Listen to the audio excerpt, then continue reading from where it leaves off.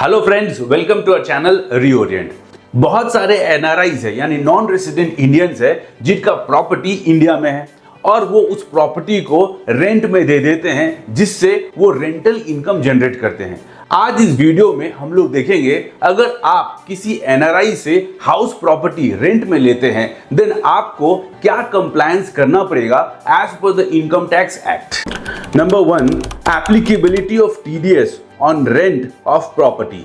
Section 194IB of income tax act बोलता है अगर आप 50,000 रुपए से ज्यादा रेंट पेमेंट करते हैं देन आप 2% टीडीएस डिडक्ट करके अपने मकान मालिक यानी लैंडलॉर्ड को पेमेंट करेंगे।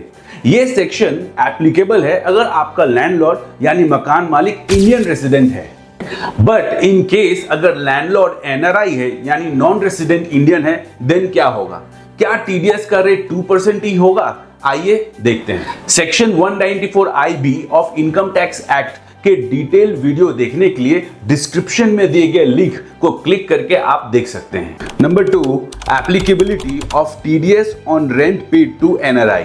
Rent paid by residents to NRI is subject to TDS under section 195 of the income tax act even if the property is residential and used for personal purpose।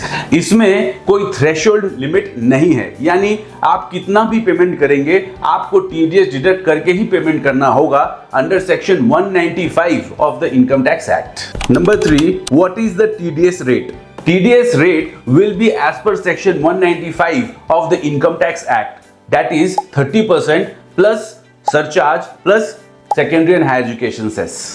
Number 4, if DTAA between India and foreign country exists, then what will be the TDS rate? अगर DTAA यानी double taxation avoidance agreement है between India and the foreign country in which the NRI is residing then check करना पड़ेगा कि DTAA में rent के लिए कोई टीडीएस रेट मेंशन किया हुआ है या नहीं।